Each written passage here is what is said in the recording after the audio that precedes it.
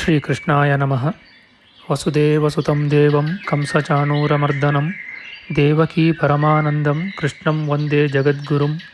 ಬ್ರಹ್ಮಸ್ಥಾನ ಸರೋಜ ಮಧ್ಯವಿಲಸಚ್ಛೀತಾಂಶು ಪೀಠಸ್ಥಿತಂ ಸ್ಫೂರ್ಜತ್ಸೂರ್ಯರುಚಿಂ ವರಾಭಯಕರಂ ಕರ್ಪೂರಕುಂದೋಜ್ವಲಂ ಶ್ವೇತಸ್ರಗ್ವಸನಾನುಲೇಪನಯುತಂ ವಿದ್ಯುದ್ರುಚಾ ಕಾಂತಯಾ ಸಂಶ್ಲಿಷ್ಟಾರ್ಧತನುಂ ಪ್ರಸನ್ನವದನಂ ವಂದೇ ಗುರುಂ ಸಾದರಂ.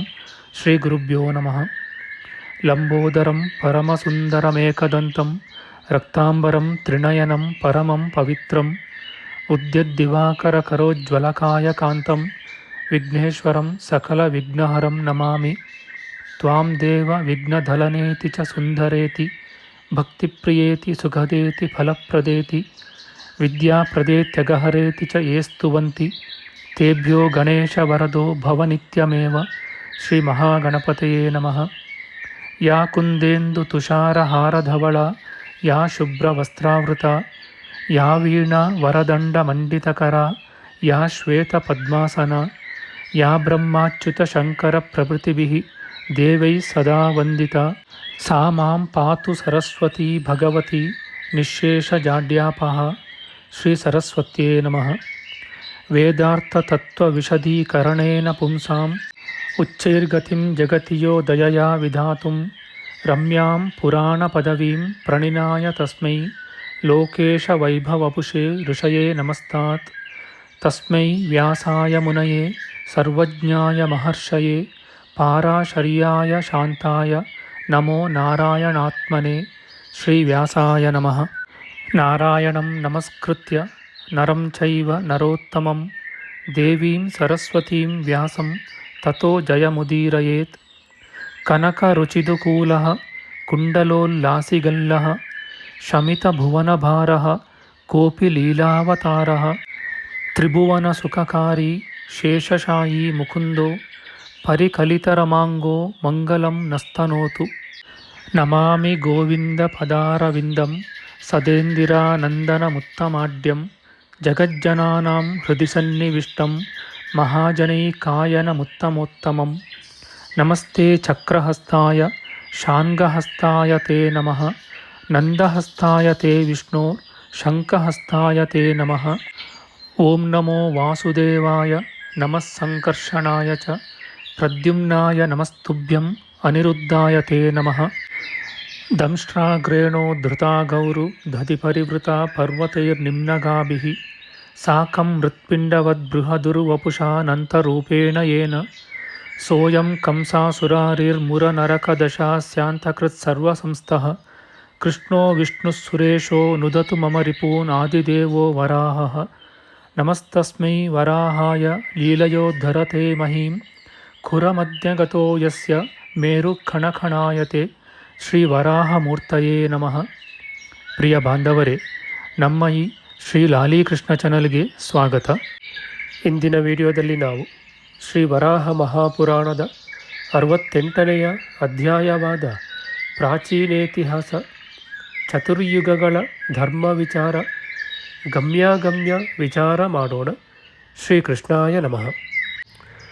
ಭದ್ರಾಶ್ವರಾಜನು ಕೇಳುತ್ತಾನೆ, ಮುನಿಯೇ, ಸರ್ವಗತನಾಗಿರುವ ದೇವನಾದ ಆ ಪರಮಾತ್ಮನನ್ನು ಪರಮೇಶ್ವರನನ್ನು 4 ಯುಗಗಳಲ್ಲಿ ಹೇಗೆ ಹೇಗೆ ಅರಿಯಬೇಕು?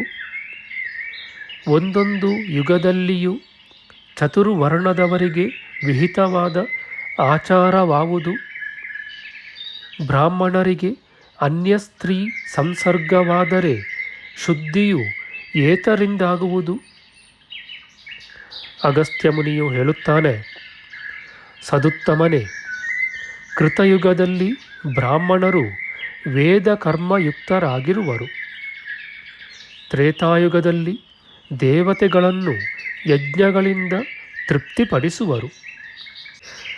ದ್ವಾಪರಯುಗದಲ್ಲಿ ಧರ್ಮರಾಜನು ರಾಜನಾಗಿ ಇರುವವರೆಗೂ ಸತ್ವರಜೋಗುಣಗಳು ಅಧಿಕವಾಗಿರುವವು. ದೊರೆಯೇ, ಬಳಿಕ ಕಲಿಯು ತಮೋಗುಣಾಧಿಕ್ಯವುಳ್ಳದಾಗುವುದು. ಆ ಕಲಿಯುಗವು ನಡೆಯುತ್ತಿರುವಾಗ ಬ್ರಾಹ್ಮಣರು, ಕ್ಷತ್ರಿಯರು, ವೈಶ್ಯರು, ತಮ್ಮ ದಾರಿಯನ್ನು ಬಿಟ್ಟು ಪ್ರಾಯಶಃ ಹೀನ ಜಾತಿಯವರಾಗುವರು. ಅವರೆಲ್ಲರೂ ಸತ್ಯ ಶೌಚಹೀನರಾಗಿರುವರು. ಬಳಿಕ ವರ್ಣಧರ್ಮವು ಲೋಕವು ನಾಶವಾಗುವುದು. ಭದ್ರಾಶ್ವರಾಜನು ಕೇಳುತ್ತಾನೆ, ಬ್ರಾಹ್ಮಣನಾಗಲಿ ಕ್ಷತ್ರಿಯನಾಗಲಿ ವೈಶ್ಯನಾಗಲಿ ಶೂದ್ರನೇ ಆಗಲಿ ಅಗಮ್ಯಾಗಮನವನ್ನು ಮಾಡಿದರೆ ಬಳಿಕ ಏತರಿಂದ ಶುದ್ಧನಾಗುವನು? ಯಾರು ಯಾವ ಯಾವ ಸ್ತ್ರೀ ಸಂಬಂಧವನ್ನು ಮಾಡುವುದು ಪ್ರಶಸ್ತವಾದುದು?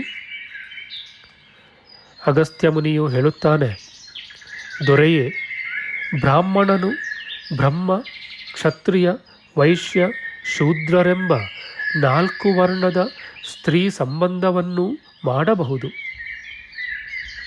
ಕ್ಷತ್ರಿಯನು ಕ್ಷತ್ರಿಯಾದಿಯಾದ 3 ವರ್ಣದ ಸ್ತ್ರೀಯನ್ನು ವರಿಸಬಹುದು. ವೈಶ್ಯನು ವೈಶ್ಯಾದಿಯಾದ 2 ವರ್ಣದವರನ್ನು ಪರಿಗ್ರಹಿಸಬಹುದು. ಶೂದ್ರನು ಸ್ವವರ್ಣದವಳನ್ನು ಮಾತ್ರ ಮದುವೆಯಾಗಬಹುದು.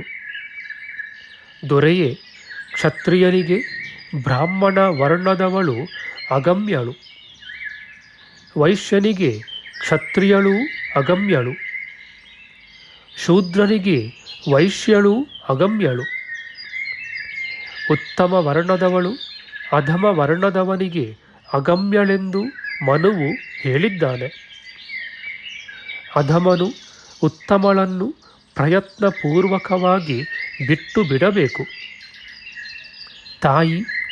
ತಾಯ ಸಹೋದರಿ, ಅತ್ತೆ, ಸಹೋದರ ಪತ್ನಿ, ಸೊಸೆ, ಮಗಳು, ಮಿತ್ರಪತ್ನಿ, ಪತ್ನಿಯ ಸಹೋದರಿ, ಮೊಮ್ಮಗಳು ಇವರೆಲ್ಲರೂ ಅಗಮ್ಯೆಯರು. ಅಗಸಗಿತ್ತಿಯರೇ ಮೊದಲಾದವರು ಮೇಲಿನವರಿಗೆ ಅಗಮ್ಯೆಯರು. ಅಗಮ್ಯಾಗಮನ ಮಾಡುವುದು ಪಾಪಕ್ಕೆ ಕಾರಣವಾಗುವುದು. ವಿಯೋನಿ ಗಮನದಿಂದ ಬ್ರಾಹ್ಮಣನಿಗೆ ಬೇಗನೆ ಪೂರ್ಣವಾಗಿ ಪಾಪ ಉಂಟಾಗುವುದು. ಮಿಕ್ಕವರ ಸಂಸರ್ಗದಿಂದ ಅಶುದ್ಧಿ ಮಾತ್ರವೇ ಉಂಟಾಗುವುದು. ಅದರ ಪರಿಹಾರಕ್ಕೆ 100 ಪ್ರಾಣಾಯಾಮಗಳನ್ನು ಮಾಡಬೇಕು. ನರೋತ್ತಮನೇ, ವರ್ಣಸಂಕರ ಸಂಬಂಧದಿಂದ ಬ್ರಾಹ್ಮಣನಿಗೆ ಬಹುಕಾಲದಿಂದ ಒದಗಿರುವ ಪಾಪವು 10 ಪ್ರಣವದಿಂದಲೂ 300 ಗಾಯತ್ರಿ ಪ್ರಾಣಾಯಾಮಗಳಿಂದಲೂ ಪರಿಹಾರವಾಗುವುದು. ಬ್ರಹ್ಮಹತ್ಯ ಪಾಪವೇ ಪರಿಹಾರವಾಗುವಾಗ ಉಳಿದ ಪಾಪಗಳನ್ನು ಹೇಳುವುದೇನು? ಅಥವಾ ಬ್ರಾಹ್ಮಣೋತ್ತಮನು ದೇವನಾದ ಪರಮಾತ್ಮನನ್ನು ಧ್ಯಾನ ಪೂಜಾದಿಗಳಿಂದ ಆರಾಧಿಸುವುದರಿಂದ ಪಾಪವನ್ನು ಕಳೆದುಕೊಳ್ಳುವನು. ವೇದಾಧ್ಯಯನ ಮಾಡುವವನು 100 ಪಾಪಗಳನ್ನು ಮಾಡಿದರೂ ಅವು ಅವನಿಗಂಟುವುದಿಲ್ಲ. ವಿಷ್ಣುವನ್ನು ಸ್ಮರಿಸುತ್ತಾ ವೇದವನ್ನು ಹೇಳುತ್ತಾ ದಾನ ಮಾಡುತ್ತಾ ಹರಿಯನ್ನು ಪೂಜಿಸುತ್ತಾ ಇರುವ ಬ್ರಾಹ್ಮಣನು ಶುದ್ಧನಾಗಿಯೇ ಇರುವನು. ಅವನು ವಿರುದ್ಧನನ್ನು ದಾಟಿಸುವನು. ದೊರೆಯೇ, ನೀನು ನನ್ನನ್ನು ಕೇಳಿದೆಯಾದುದರಿಂದ ನಿನಗೆ ಇದೆಲ್ಲವನ್ನೂ ಹೇಳಿದೆನು. ದೊರೆಯೇ, ಮನುವೆ ಮೊದಲಾದವರು ವಿಸ್ತಾರವಾಗಿ ಹೇಳಿರುವುದನ್ನೇ ನಾನು ಸಂಕ್ಷೇಪವಾಗಿ ಹೇಳಿದ್ದೇನೆ. ಇತಿ ಶ್ರೀ ವರಾಹಪುರಾಣೆ ಪ್ರಾಗಿತಿಹಾಸೆ ಅಷ್ಟಷಷ್ಟಿತಮೋಧ್ಯಾಯ.